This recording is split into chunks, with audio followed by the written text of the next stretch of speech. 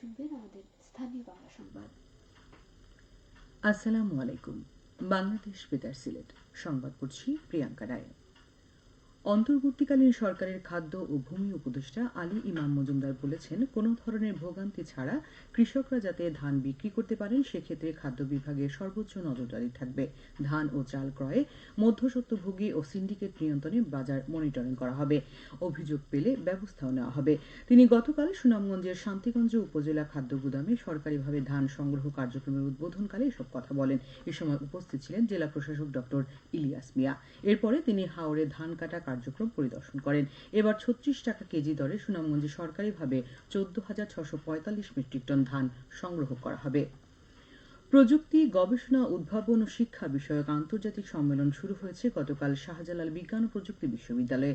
৩ দিনব্যাপী সম্মেলনে দেশ বিদেশের ৪২টি বিশ্ববিদ্যালয় ও গবেষণা প্রতিষ্ঠান থেকে প্রায় ৮০ জন শিক্ষক এবং ২৮৮ জন শিক্ষার্থী তাদের গবেষণাপত্র উপস্থাপন করবেন।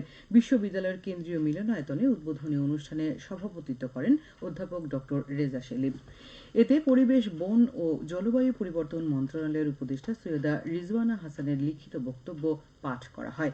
অনলাইনে যুক্ত হয়ে বক্তব্য দেন বিশ্ববিদ্যালয়ের উপাচার্য অধ্যাপক ডক্টর এম.এ. সরওয়ার উদ্দিন চৌধুরী। আয়োজক কমিটির সদস্যরা জানান, আন্তর্জাতিক সম্মেলনটির মূল উদ্দেশ্য প্রযুক্তি, গবেষণা ও শিক্ষার ক্ষেত্রে সাম্প্রতিক উদ্ভাবনকে উপস্থাপন করা। এছাড়া বৈজ্ঞানিক উন্নয়ন বিষয়ে দেশ বিদেশের গবেষক, প্রকৌশলী, শিক্ষাবিদ, শিল্প বিশেষজ্ঞ ও শিক্ষার্থীদের মধ্যে জ্ঞান ও মতবিনিময়ের একটি অন্তর্ভুক্তিমূলক প্ল্যাটফর্ম তৈরি করা।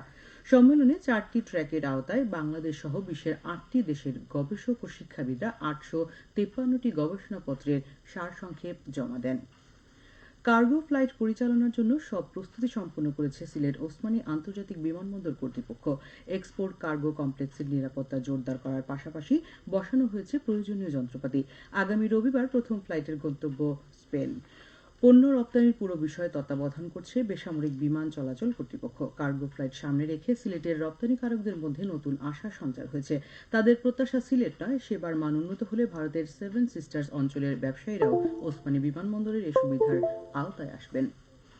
যথাযোগ্য মর্যাদায় মহান মে দিবস এবং জাতীয় পেশাগত স্বাস্থ্য ও সেফটি দিবস উদযাপন উপলক্ষে প্রস্তুতিমূলক সভা অনুষ্ঠিত হয়েছে গতকাল সিলেটে। জেলা কালেক্টরেটে অনুষ্ঠিত সভায় সভাপতিত্ব করেন জেলা প্রশাসক মোহাম্মদ শের মাহবুব মুরাদ। সিলেটে জাতীয় অনুষ্ঠান সূচির সাথে মিল রেখে 1 মে বিভিন্ন শ্রমিক সংগঠনের আয়োজনে জেলা প্রশাসকের কার্যালয় প্রাঙ্গণ থেকে বের করা হবে র্যালি। জেলা প্রশাসন, হোটেল শ্রমিক ইউনিয়ন, ইসলামিক শ্রমিক আন্দোলন, গণতান্ত্রিক শ্রমিক আন্দোলন সহ বিভিন্ন শ্রমিক সংগঠন এই র্যালিতে অংশগ্রহণ করবে। র্যালি শেষে কবি নজরুল অডিটোরিয়ামে শ্রমিক সমাবেশের আয়োজন করা হবে। গৃহহীন অতি দরিদ্র পরিবারের মধ্যে ঢেউটিন এবং গৃহ নির্মাণ সামগ্রীর সহায়তা প্রদান করা হয়েছে মৌলভীবাজারে। গতকাল সদর উপজেলা পরিষদ প্রাঙ্গণে প্রধান অতিথি হিসেবে উপস্থিত থেকে এইসব সামগ্রী বিতরণ করেন অতিরিক্ত জেলা প্রশাসক তানভীর হোসেন। এ সময় উপজেলার 12টি ইউনিয়নের 27টি পরিবারের প্রত্যেকে 2 বান্ডিল করে ঢেউটিন গৃহ নির্মাণ বাবদ 6,000 টাকা করে প্রদান করা হয়।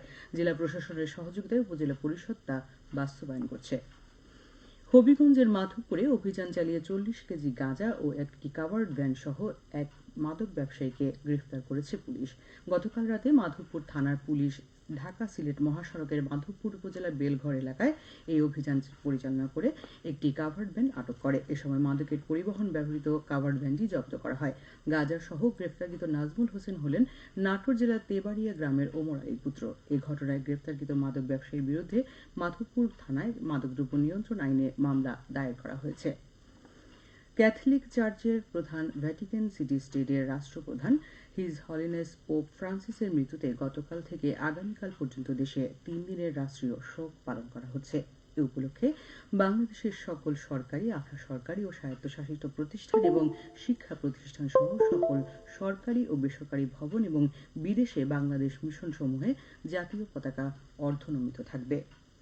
ক্যাথলিক চার্চের প্রধান এবং ভ্যাটিকান সিটি স্টেটের রাষ্ট্রপ্রধান পোপ ফ্রান্সিসের মৃত্যুতে 3 দিনের রাষ্ট্রীয় শোক পালন শুরু হয়েছে মৌলভীবাজারে। গতকাল সকালে সব সরকারি, আধা সরকারি, বেসরকারি ও স্বায়ত্তশাসিত প্রতিষ্ঠান, শিক্ষা প্রতিষ্ঠান সহ সকল সরকারি ও বেসরকারি ভবনে জাতীয় পতাকা অর্ধনমিত রাখা হয়। তাছাড়া তার আত্মার শান্তির জন্য নতুন কালীবাড়ি, লোকনাথ ও রামকৃষ্ণ সেবাশ্রম, খ্রিস্টান মিশনারি ও শ্রীমঙ্গল ক্যাথলিক মিশনে বিশেষ প্রার্থনার আয়োজন করা হয়।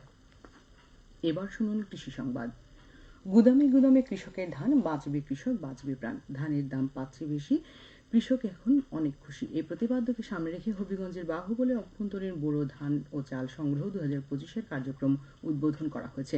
গতকাল বাহুবল উপজেলা খাদ্য গুদামে আনুষ্ঠানিকভাবে ফিতা কেটে অভ্যন্তরীণ বোরো ধান চাল সংগ্রহ কার্যক্রমে উদ্বোধন করেন উপজেলা নির্বাহী অফিসার মোহাম্মদ গিয়াসউদ্দিন। বাহুবল উপজেলার কৃত কৃষকদের কাছ থেকে এবছর 36 টাকা কেজি দরে 563 মেট্রিক টন ধান এবং 49 টাকা কেজি দরে 123 মেট্রিক টন সিদ্ধ চাল ক্রয় বা সংগ্রহ করবে উপজেলা খাদ্য গুদাম কর্তৃপক্ষ। সবশেষে আবহাওয়া।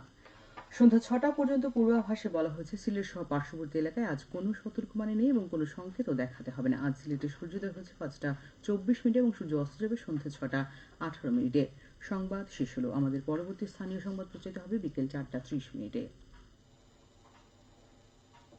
এতক্ষণ শুনলেন